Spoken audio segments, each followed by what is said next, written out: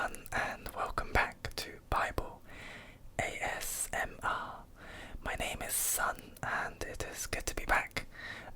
I've been, not posting for about a week, and I had my exam yesterday. It was a 26-hour exam, and I am glad it is over. It was quite stressful. I prayed to God a few times, and I'll be honest, I should have prepared more. I should have studied more. There were times when I was a little bit lazy, but I think I tried really hard. I spent a lot of time studying, and so my first exam is done. I have one more main exam, which is on the 27th of April, and I'm really looking forward to when that is all finished. How have you guys been? I've been gaining lots of subscribers, lots of people have been, saying very nice things, and it's wonderful. Thank you guys for your comments. I hope that wherever you are, you can find these videos to help you. If it does, that's great. And if you have questions, if you want to share a little bit about your life, I'm so happy to learn and hear about what you guys are up to. Did you guys get a new pet? Did you guys go through a breakup? Did you guys get a new job? Did you guys lose a job? Tell me, because everyone has their ups and downs, and I try and be as positive as I can in these videos, which I think is good. It also helps me with my mental health and my spiritual health, I think. So today we are reading Genesis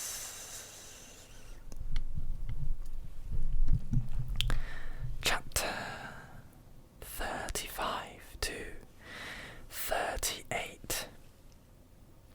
I hope you find this helpful. Then God said to Jacob, "Go up to Bethel and settle there and build an altar there to God, who appeared to you when you were fleeing from your brother Esau." So Jacob said to his household and to all who were with him, "Get rid of the foreign gods you have with you, and purify yourselves and change your clothes. Then come, let us go up to Bethel, where I will build an altar to God, who answered me in the day of my distress, and who has been with me wherever I have gone." So they gave Jacob all the foreign gods they had, and the rings in their ears, and Jacob buried them under the oak at Shechem. Then they set out, and the terror of God fell on the towns all around them, so that no one pursued them. Jacob and all the people with him came to Luz, that is Bethel, in the land of Canaan. There he built an altar, and he called the place El Bethel, because it was there that God revealed himself to him when he was fleeing from his brother. Now Deborah, Rebekah's nurse, died and was buried under the oak outside Bethel, so it was named Alon Bakuth. After Jacob returned from Padan Aram, God appeared to him again and blessed him.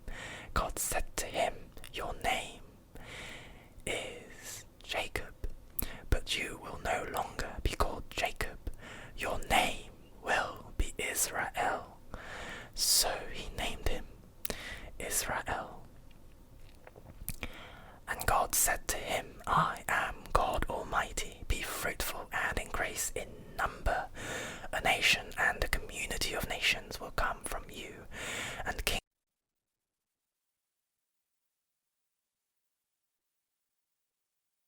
to you, and I will give this land to your descendants after you." Then God went up from him at the place where he had talked with him. Jacob set up a stone pillar at the place where God had talked with him, and he poured out a drink offering on it. He also poured oil on it. Jacob called the place where God had talked with him Bethel.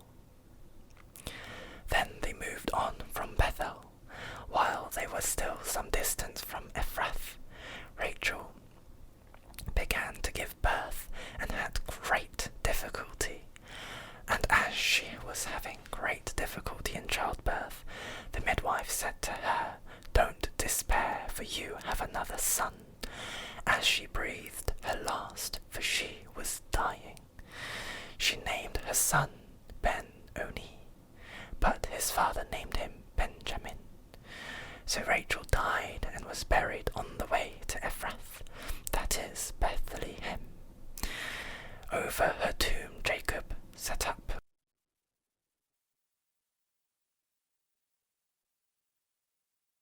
Israel moved on again and pitched his tent beyond Migdal Eder.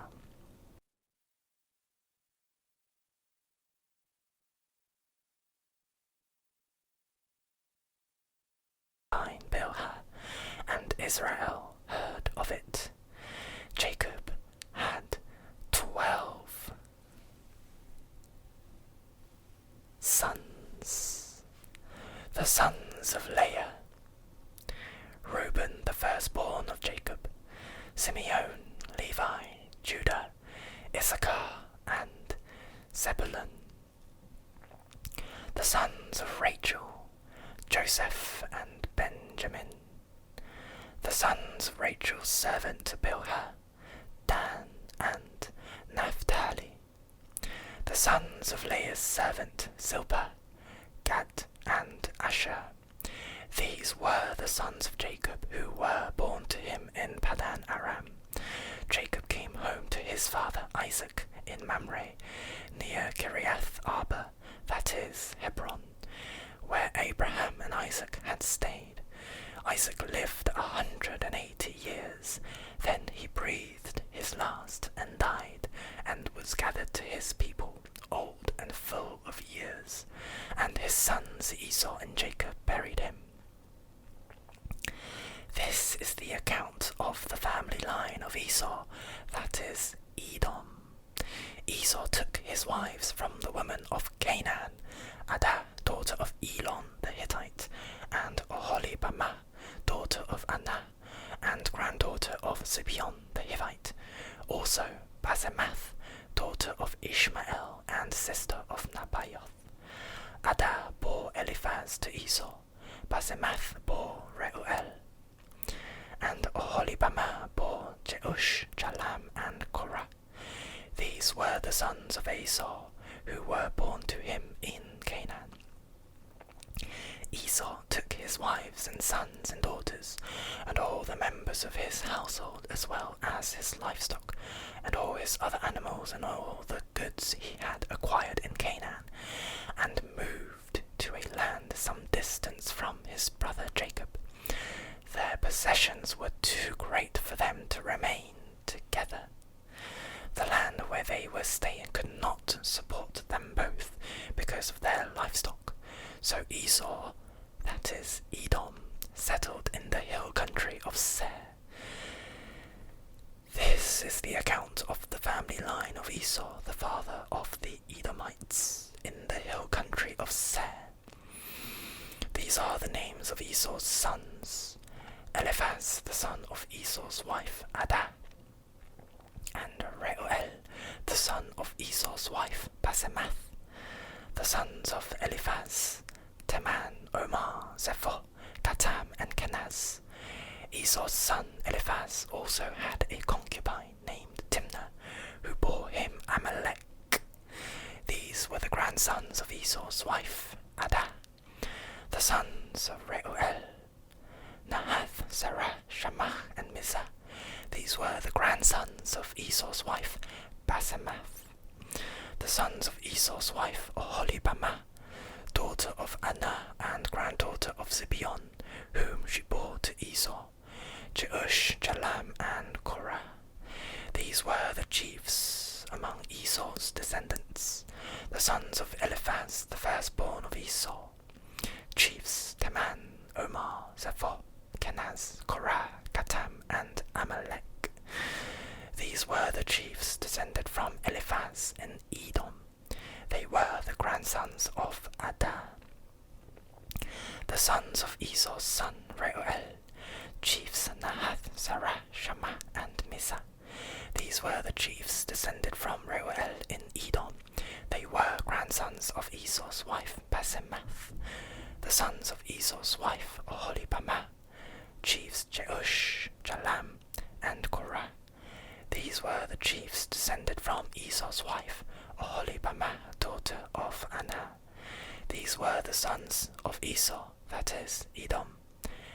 These were their chiefs. These were the sons of Ser the Horite, who were living in the region: Lotan, Shobal, Zibeon, Ana, Dishon, Ezer, and Dishan. These sons of Ser in Edom were Horite chiefs. The sons of Lotan, Hori and Homam. Timnah was Lotan's sister. The sons of Shobal, Alvan, Manahath, Ebal, Shepho, and Onam. The sons of Zibeon, Ayah and Ana. This is the Ana who discovered the hot springs in the desert while he was grazing the donkeys of his father Zibeon. The children of Ana, Dishon and Oholibamah, daughter of Ana. The sons of Dishon, Hemdan, Eshban, Ithran, and Keran. The sons of Ezer, Bilhan, Zavan, and Akan. The sons of Dishan, Uz, and Aran. These were the Horite chiefs: Lotan, Shobal, Zibeon, Ana, Dishon, Ezer, and Dishan. These were the Horite chiefs according to their divisions in the land of Ser. These were the kings who reigned in Edom before any Israelite king reigned. Bela, son of Beor, became the king of Edom. His city was named Dinhabah. When Bela died, Jobab, son of Zerah from Bozrah, succeeded him as king. When Jobab died, Husham from the land of the Temanites succeeded him as king. When Husham died, Hadad, son of Bedad, who defeated Midian in the country of Moab, succeeded him as king. His city was named Avith. When Hadad died, Samlah from Masrekah succeeded him as king. When Samlah died, Shaul from Rehoboth on the river succeeded him as king. When Shaul died, Baal-Hanan, son of Akbor, succeeded him as king. When Baal-Hanan, son of Akbor, died, Hadad succeeded him as king. His city was named Pau, and his wife's name was Mehetabel, daughter of Matred, the daughter of Me-Zahab.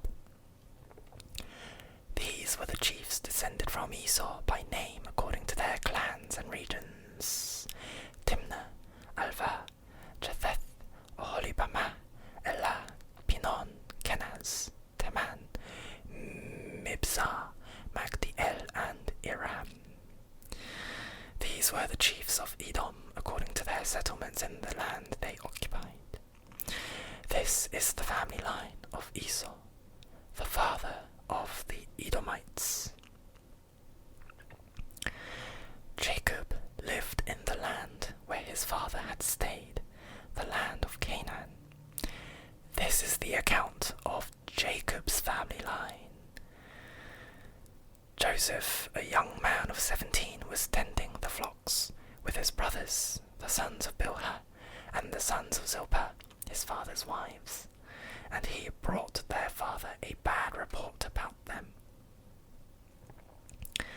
Now Israel loved Joseph more than any of his other sons, because he had been born to him in his old age, and he made an ornate robe for him.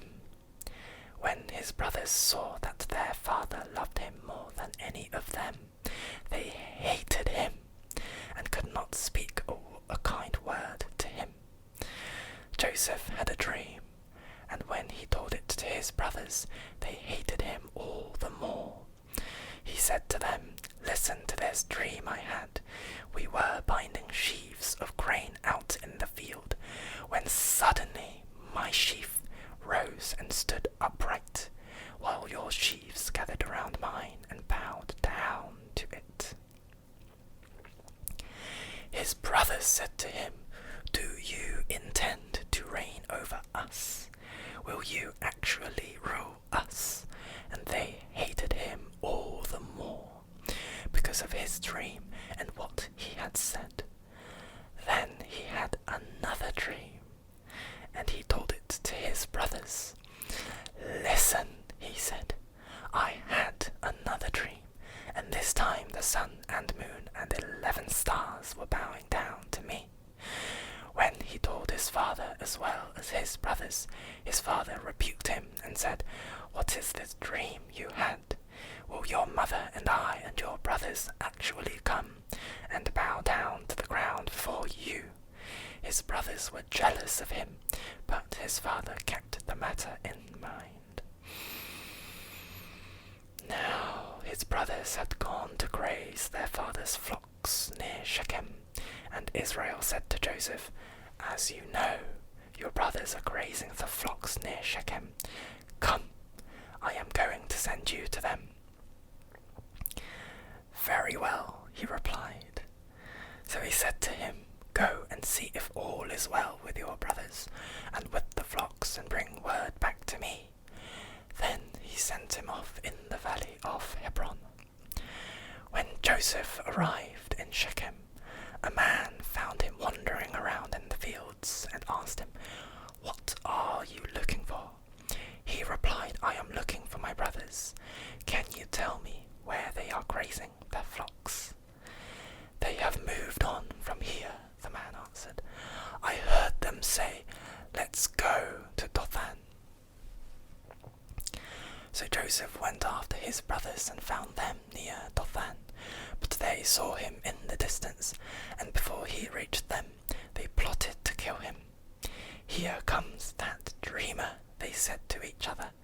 "Come now, let's kill him and throw him into one of these cisterns, and say that a ferocious animal devoured him. Then we'll see what comes of his dreams." When Reuben heard this, he tried to rescue him from their hands. "Let's not take his life," he said. "Don't shed any blood. Throw him into this cistern here in the wilderness, but don't lay a hand on him." Reuben said this to rescue him from them and to take him back to his father. So when Joseph came to his brothers, they stripped him of his robe, the ornate robe he was wearing, and they took him and threw him into the cistern. The cistern was empty. There was no water in it. As they sat down to eat their meal, they looked up and saw a caravan of Ishmaelites coming from Gilead. Their camels were loaded with spices, balm, and myrrh, and they were on their way to take them down to Egypt. Judah said to his brothers, "What will we gain if we kill our brother and cover up his blood? Come, let's sell him to the Ishmaelites and not lay our hands on him. After all, he is our brother, our own flesh and blood." His brothers agreed. So when the Midianite merchants came by, his brothers pulled Joseph up out of the cistern and sold him for 20 shekels of silver to the Ishmaelites, who took him to Egypt. When Reuben returned to the cistern and saw that Joseph was not there, he tore his clothes. He went back to his brothers and said, "The boy isn't there. Where can I turn now?" Then they got Joseph's robe, slaughtered a goat, and dipped the robe in the blood. They took the ornate robe back to their father and said, "We found this. Examine it to see whether it is your son's robe."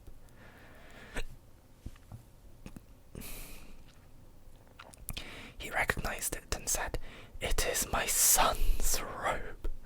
Some ferocious animal has devoured him.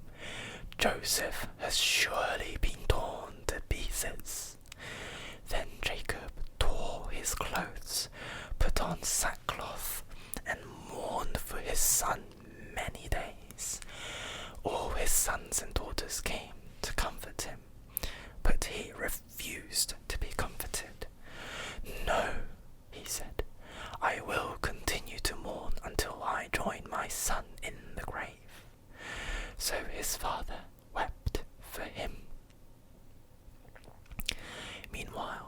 Midianites sold Joseph in Egypt to Potiphar, one of Pharaoh's officials, the captain of the guard. At that time, Judah left his brothers and went down to stay with a man of Adullam named Hiram. There Judah met the daughter of a Canaanite man named Shua. He married her and made love to her. She became pregnant and gave birth to a son who was named She conceived again and gave birth to a son and named him Onan. She gave birth to still another son and named him Shelah. It was at Kezib that she gave birth to him.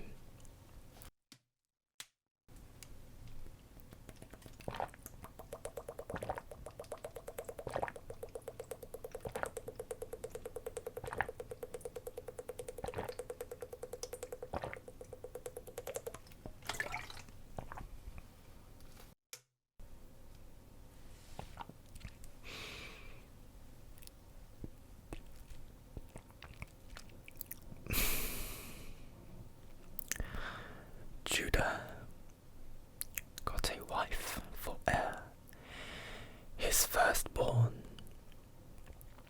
and her name was Tamar. But Judah's firstborn, was wicked in the Lord's sight, and so the Lord put him to death. Then Judah said to Onan, "Sleep with your brother's wife and fulfill your duty to her as a brother-in-law to raise up offspring for your brother."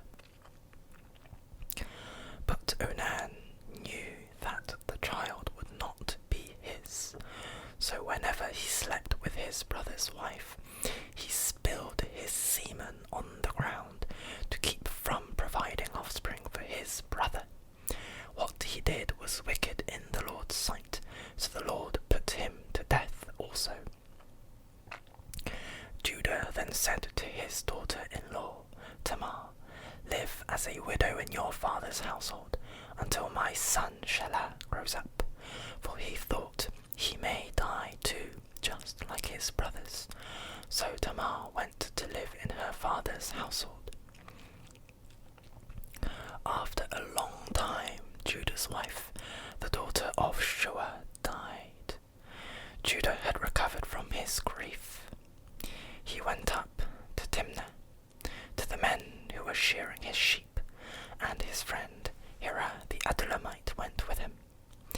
When Tamar was told, "Your father-in-law is on his way to Timnah to shear his sheep," she took off her widow's clothes, covered herself with a veil to disguise herself, and then sat down at the entrance to Enaim, which is on the road to Timnah, for she thought, though Shelah had now grown up, she had not been given to him as his wife. When Judah saw her, he thought she was a prostitute, for she had covered her face. Not realizing that she was his daughter-in-law, she went over to her by the roadside and said, "Come now, let me sleep with you." "And what will you give me to sleep with you?" she asked. "I'll send you a young goat from my flock," she said. "Will you give me something as a pledge until you send it?" she asked. He said, What pledge should I give you?" "Your seal and its cord and the staff in your hand," she answered. So he gave them to her and slept with her, and she became pregnant by him. After she left, she took off her veil and put on her widow's clothes again. Meanwhile, Judah sent the young goat by his friend the Adullamite in order to get his pledge back from the woman. But he did not find her. He asked the men who lived there, "Where is the shrine prostitute who was beside the road at Enaim?" "There hasn't been any shrine prostitute here," they said. So he went back to Judah and said, "I didn't find her. Besides, the men who lived there said there hasn't been any shrine prostitute here." Then Judah said, "Let her keep what she has, or we will become a laughingstock. After all, I did send her this young goat, but you didn't find her." About 3 months later, Judah was told, "Your daughter-in-law, Tamar, is guilty of prostitution, and as a result, she is now pregnant." Judah said, "Bring her out and have her burned to death." As she was being brought out, she sent a message to her father-in-law. "I am pregnant by the man who owns these," she said. And she added, "See if you recognize whose seal and cord and staff these are." Judah recognized them and said, "She is more righteous than I, since I wouldn't give her to my son Shelah." And he did not sleep with her again. When the time came for her to give birth, there were twin boys in her womb. As she was giving birth, one of them put out his hand, so the midwife took a scarlet thread and tied it on his wrist. And he said, "This one came out first." But when he drew back his hand, his brother came out. And she said, "So this is how you have broken out." And he was named Perez. Then his brother, who had the scarlet thread on his wrist, came out, and he was named